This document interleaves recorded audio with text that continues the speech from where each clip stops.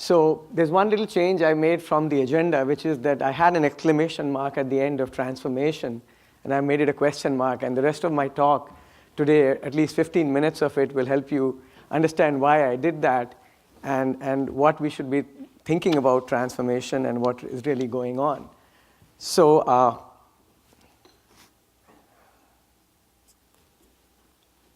there are two questions that I'd like you to ponder on. And as Dan said, I mean, the only reason I'm here is I've had the privilege of being in the Valley for almost 19, 20 years now, and as an independent consultant at Metanoia, working with a number of service providers, large and small, and also people in the telco ecosystem. And when I talk in this talk, I'm referring to our standard classical, telco ecosystem that we all love and understand. And I've had a chance to work with, chip and system companies, software companies, and hardware companies as well. So two questions to ponder are this. If we look at the last 10 years, why haven't we had more new entrants in the telecom service provider space? If you think about it, we've seen a lot of consolidation, but really not a whole lot of new entrants. And this is something that I'd like to get started, to us to ponder on as we progress through this discussion. And then why aren't we seeing any major successful startups breaking into the telco space? Modular the data centers. And even for example, the so-called hot virtual EPC space that we've heard about since about 2011. There were a bunch of startups in that space, but they've all effectively withered away or they're treading water. And they haven't really made it a big success. They've not really been hailed by the so-called operators or the telcos. And we'll return to these questions at the end. I'll leave you to ponder through it as I discuss. But what I'd really like to do is I'll take only about 15 minutes to finish up most of what I need to say, and then I'll open it up to your thoughts, and we can talk about, why is this? Or is this even true? These are my opinions, my thoughts based on sort of my observations. So are we in motion or are we in locomotion? And that's what we, as an industry, probably need to decide and think of at some point. So we have had, over the years, many waves of innovations in the networking space. And I've just listed a few of them here. We had the virtualization wave, we had dynamic automation, the open source software, which is still sort of ongoing, and the OSS/BS orchestration and service modeling. And all of these waves have come, but yet, in the classical service provider or telco space, these haven't really come to market fast enough. We are still talking about them, several years later. And so what I posit is that we seem to have a tremendous motion in our industry, but we seem to lack proportionate forward locomotion. And that's something you may agree with, you may disagree with. I'll try to present my views, and we can talk about it, at the end in the last 10 minutes. Now the question is, well, has this always been the case? Has adoption always been so slow? Are we really just following trends we've always followed? And the answer is not necessarily. You see, we have some lessons from the past that hark to a faster adoption, a better future really, or a better past now. And if we look at it, the two examples I want to just discuss here, that came to my mind. One is the ATM to IP transformation that happened 20 years ago in the late 1990s, which in my mind was a true transformation fueled by kind of a multifaceted IP innovations in the IP space. And I'm just listing a few of them here. So first of all, there were huge amounts of silicon improvements, and so router throughput improved a lot versus ATM switches. And just to give you some numbers or kind of to remind, I see several people in the room who've lived through those 90s with us. So the ATM adapter in the mid-1990s was 10x more expensive than the Ethernet adapter. And at $1,000 versus about $100. And the switch capacities of ATM switches weren't keeping up with the growth in sort of LAN, Ethernet, and IP traffic, and it was becoming difficult for operators to manage these diverse networks, IP, ATM, DSL, frame relay, and so on. And then there was, of course, fast Ethernet came in 95, gigabit Ethernet came in about 97, and IP over HDLC over SONET came about and kind of eliminated, or at least substantially reduced the need to use ATM as that convergence layer. And then forwarding and lookup algorithms all became realizable in hardware. There were a lot of innovations in the mid-1990s, and there were huge amounts of inventions in the protocol space in the management of the internet, MPLS, diffserv, and the ability to have L2, L3 VPNs based on an MPLS IP core which really exploded the service provider transformation because they led to value-generating profitable services, the VPNs, that the enterprises that were themselves sort of experiencing expansion in the LAN and needed to interconnect across the WAN, and they needed those services, and at just the right time, things came together. But it was not really just happenstance, is what I want to emphasize. It was, transformation of the network, of the core, fueled by innovations that I've listed here and many others. And the other thing that comes to mind is the PSTN to IP cloud, which has been a slower transformation, no doubt, but it has one that has still an example of a good transformation. So, what is the situation there is that IP switches were about 1/4 to 1/10 the cost. They use substantially less, 1/4 to 1/10 the space, use substantially less power, less costly, and so they were good motivations based on the technology innovations to move towards a transformation where you give up on your old PSTN networks and start moving towards an IP-based core. And the number of operators are in that process and have been and are slated to complete it. Some towards the end of last year, maybe moved a little bit, some this year, but PLDT is one of the biggest that completed it back in 2015. And, so this is another case where I think we've seen a situation where network innovations led to a network transformation and in terms of technologies. And just to give you some numbers, 2015, we had about 20 million SIP switches. And in 2021, that's slated to double by 2.5 times. So we'll have about 53 to 55 million SIP switches coming on next year. So these are lessons from the past. So what I'd like to do next is talk a little bit about sort of what are the innovations in the telco space and what is their role really. So my goal will be to kind of talk about innovations at multiple levels that I'll come to shortly, and kind of motivate how they can produce an advantage at the network level. And then discuss with the audience here whether we're actually going to see those advances, are we seeing them already, or what is the time frame in which that might happen, and why is it not really happening so far. So there have been a great number of advances, but adoption has been, I can say, has been slow at best. And so we'll look at some selected ones that can play a role in network transformation. And then I'd like to get your views. What do you think about these innovations, the ones I discussed, and many others? I'm only going to pick a small subset, that I thought were notable, but clearly they are not an exclusive subset, and they are not an exhaustive subset either. And do you believe that these innovations and others will lead to positive telco network transformation? Why or why not? And more importantly, if it's not happening, what should we do about it? Or at least not happening at the pace at which we might want it, or at the pace at which it has happened in the past. So when I think of innovation, I think of it along 3 different axes. One is the system level implementation, which is how the switching, routing, networking gear itself has evolved.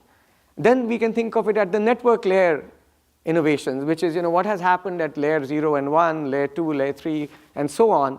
And then at the level of network segments, which is what happens in the access, what's going on in the metro core, and finally the data center. Now, I'm not looking at hyperscale data center providers here. I'm just looking at data center as a segment from a telco operator's perspective that hopefully will offer cloud services. And I'll concentrate on a very selected set, primarily from among the 10 odd years, and we'll examine these one by one, just to kind of see that there actually are innovations that we can discuss. So let's talk about the system level innovations first, and I'll start from the ground up, the processors and switch chips. And some of the biggest innovation that have happened is the reconfigurable and pipeline processing and switching chips that have come out, a la Barefoot, a la Innovium, and others. And so this processor and switch chip space is diversified into 2. One is you have very complex but highly pipelined and programmable chips. And on the other hand, you do away with that. You say, I'm just going to use COTS hardware and x86 processing itself and get my performance that way, at least for a large part of my network, if maybe not the exact deep core, right?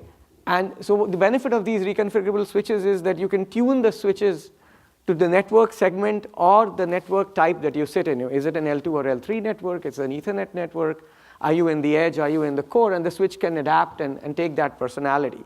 And you can change the fundamental switching behavior, forwarding behavior in real time, at least in the ideal case with a language like P4 and an appropriate compiler. And you can do that in the field. So therefore, you can adapt to new services. You can incorporate new protocols, which is a big benefit because we all expect the network to change rapidly in the next 5 to 10 years. And we don't know what kind of services or protocols are going to come. We are projecting many, and many are very diverse, especially if you start thinking about 5G.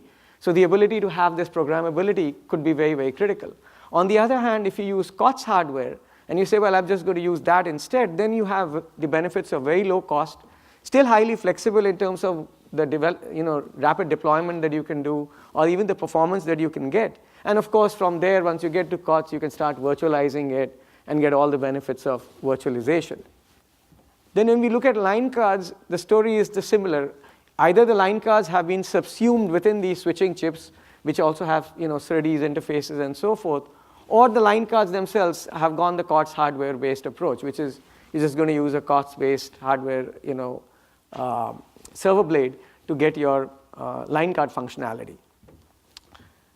Then when we look at the switch router as a whole, then again, exclusive of very deep core routers, which may still be very large machines of the type that we are familiar with from 10, 15 years ago, the basic philosophy is that there's disaggregation, and the ability to disaggregate is the innovation I'm referring to here.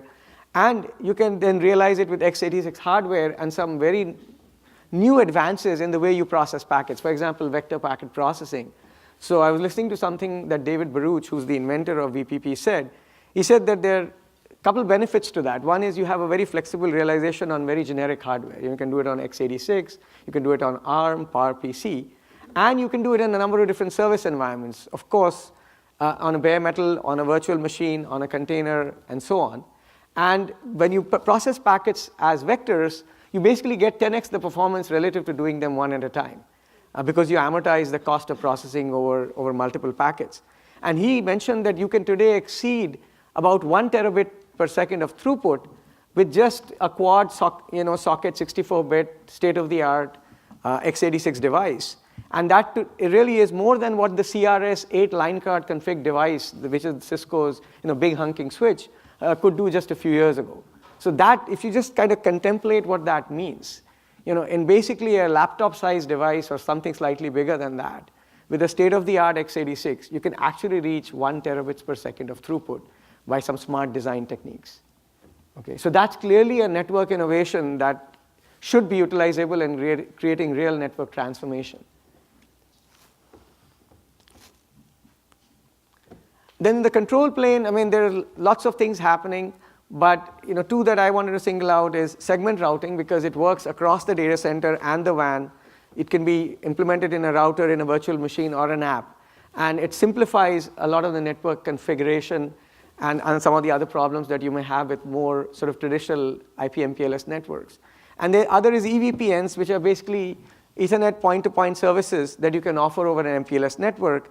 The advantage is that the layer 2 processing is limited to the network edge, and you can get fine-grained customization and provide public cloud service on-ramps from the enterprise to the public cloud.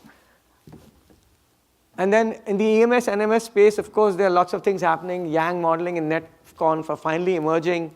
There are open APIs being offered by a number of different vendors, which allows communication, programmability, and so forth. And then there's all of this, there's a huge software layer that is sitting that we have been talking about for a while that can do orchestration and management and so forth.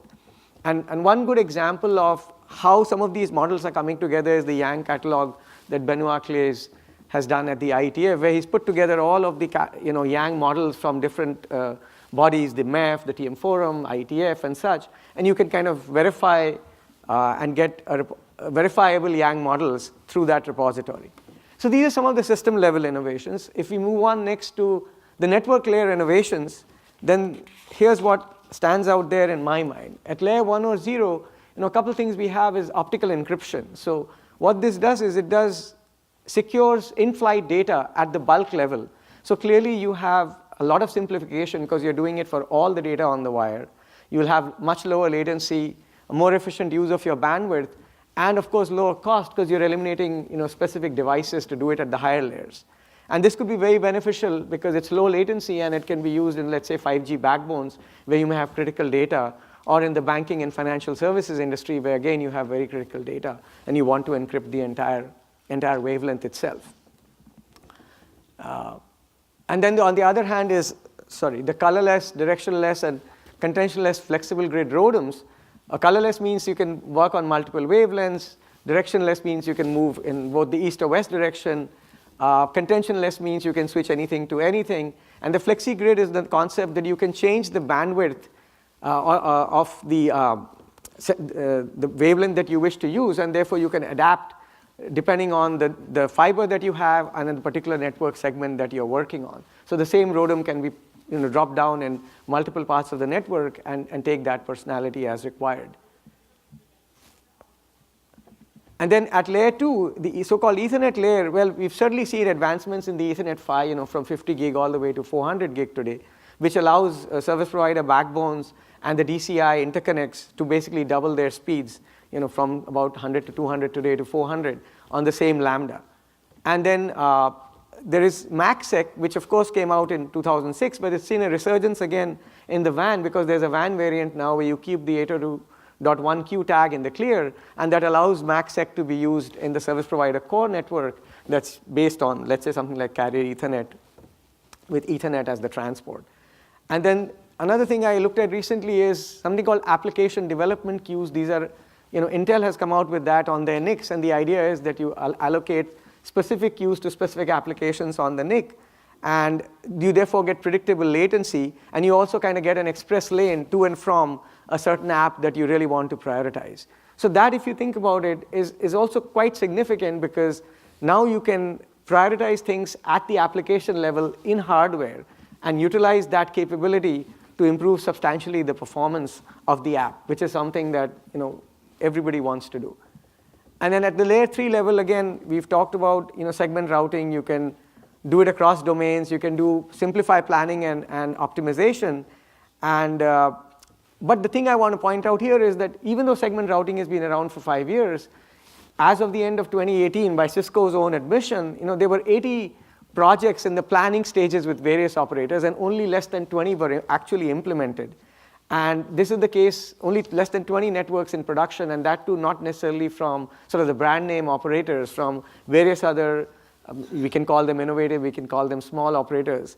But there are 80 projects that are slated to come on towards the end of 2019. So we really need to watch and wait to see how that's going to pan out. And then I put Rift here, which is the routing in fat trees concept, which is basically merging distance vector and link state routing to get the best of both. Now, initially in the data center environment, where it eases configuration and it's a data center technology, but that doesn't, first of all, it can be used in the telco data centers, or it can be, some aspects of that may be borrowed and used in the more core networks as well. And then at layer 4 and above, there's multipath TCP, which basically provides the option of maximizing the resources and increasing redundancy because you're sending the same TCP session on multiple paths. Now, where this can be useful is when you have maybe a Wi-Fi and cellular networks and you want to share links across both those networks, you can use multipath TCP. Or inside of a data center, you can take a single TCP session and you can stream it across multiple interfaces and get very high throughputs. Or you can think of it even in the SD-WAN environment where you're, today you're switching between two links, but if you have stable links, you can actually use multipath TCP and increase the capacity by using those two links simultaneously. And then, of course, above layer 4, as I said earlier, there's a myriad software and programming models that are proposed by pretty much every standardization and networking forum that are available to help with better management of the network. And then finally, the network segment level innovations are at the access. We've seen a very standard approach, whether it's the optical access, the wireless RAN, the cable modem, HFC access network, or the DSL access. This approach is pretty much similar. You basically separate out the PHY or the PHY and the MAC from all the data processing. You push the PHY and the MAC deeper towards the consumer, and you pull the the data processing towards the center. And then once you've done that, you can now pool those data resources, you can virtualize them, and you get a lot of benefits in terms of capacity augmentation because you can use a bunch of servers to realize multiple data processing front ends that would have initially been separate, you can size resources to suit the function, and you can create a lot of software composable capabilities.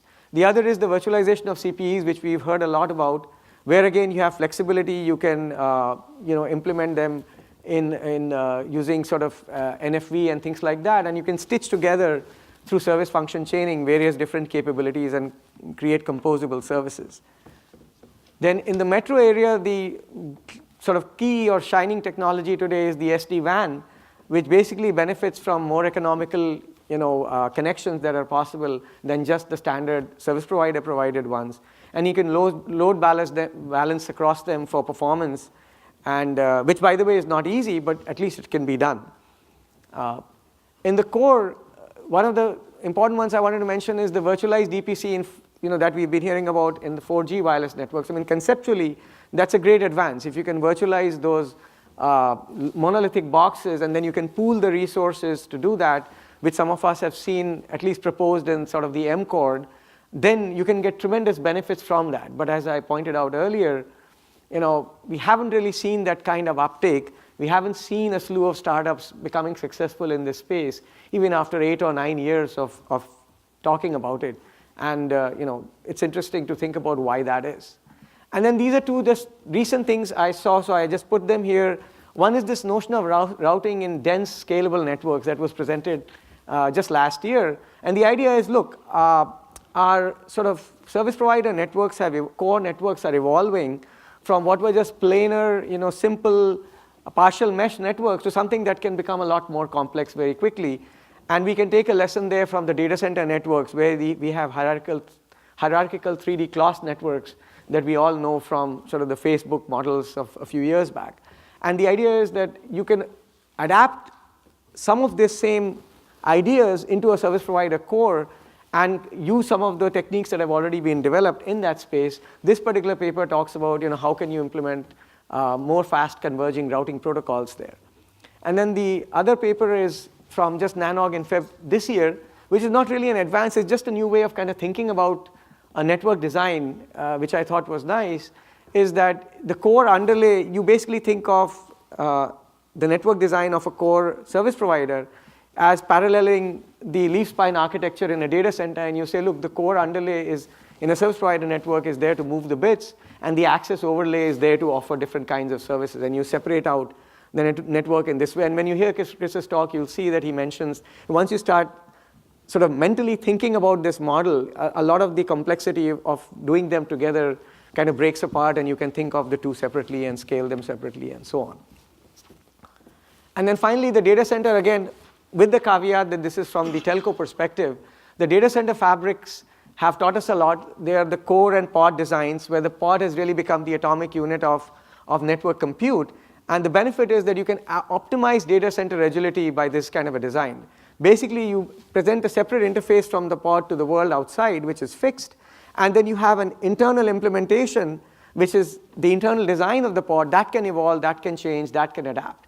And that creates a very flexible environment, because once you fix the leaf-spine architecture to a class-based network, you decide your unit of the pod, you can change the internal pod architecture and keep evolving it over time without actually changing your data center internal data center connections.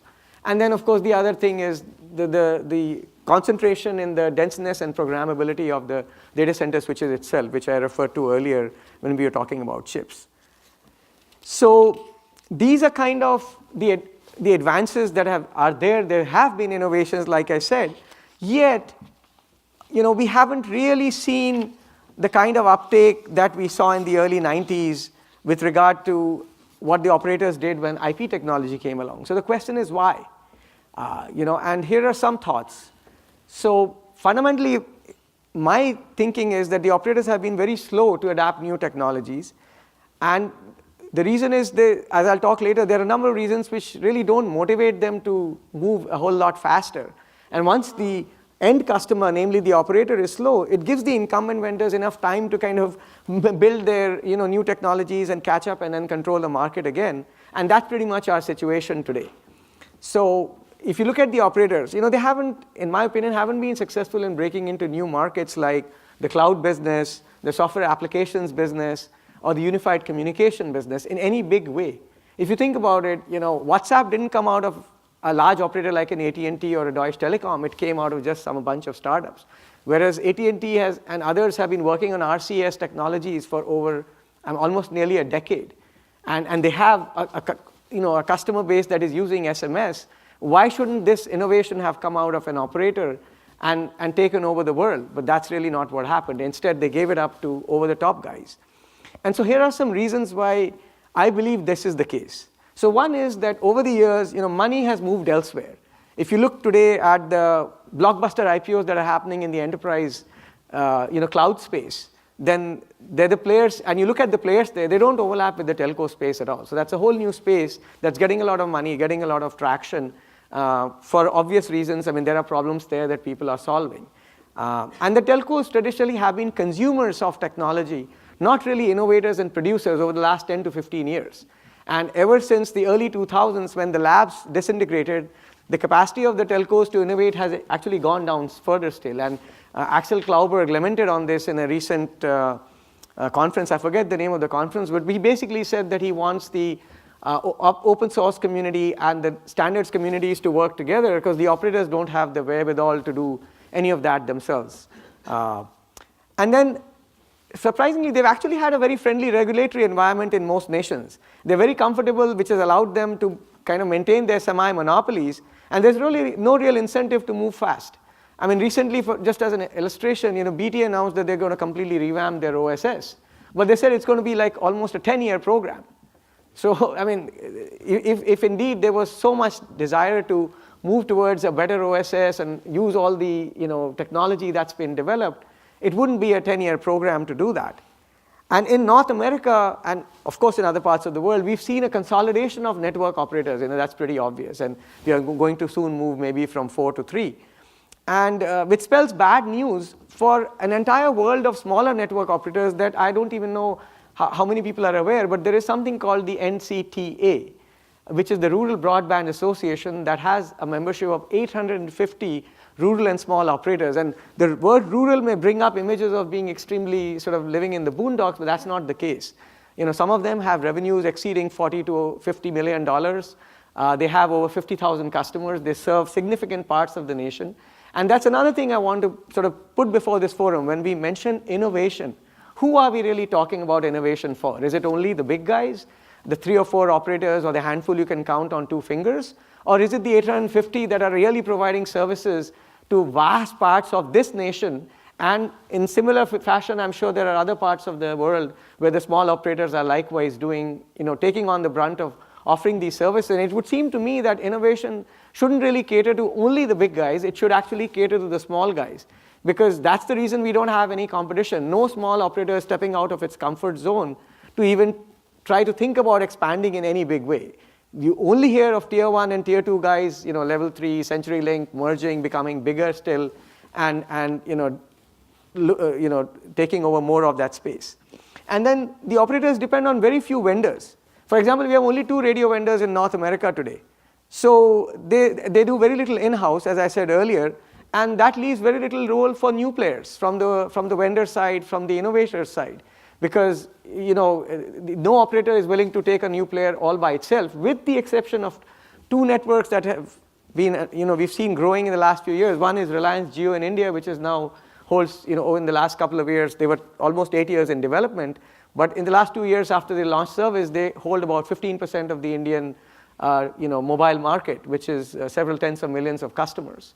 And they started from scratch and built a 4G LTE network. They use some innovative technologies, at least to some degree. And then the other is Rakuten in Japan, which has just announced that they're going to build and launch a brand new 4G LTE network scalable to 5G. And they've taken a completely greenfield approach, looking at all of the advancements that we talked about, the cloud RAN, the software virtualization, and so on, and cutting costs tremendously. If you sort of look at how they've planned their network out, they're doing that. And they're one of the few I know that have given a new vendor like Altiostar a chance, because Altiostar is a cloud RAN vendor. But other than that, there doesn't seem to be opportunity for vendors to really do much, and that's borne out by the fact that you don't see a lot of successful new vendors in the space. So the energy that we as a community are putting into standards, open source, is, in my view, not really translating into the fast-moving innovation and deployment that we would really all like to see. So at this point, I throw it open and ask, what are your views? How do we get from here to there? And what is it that we must improve? And, I welcome interaction from the audience. Yes, sir. Well, I agree completely with you, but you didn't touch on the three gigantic obstacles that have to be overcome. The first is a large company has a multi-decade corporate culture, which has to totally shift to this cloudification, virtualization, softwareization of the network. The second is that a whole new skill set and training is necessary. With the exception of maybe AT&T, that's not happening. A third is that a lot of these companies who want to make this transformation have to participate in both the open source software alliances as well as the standardization effort.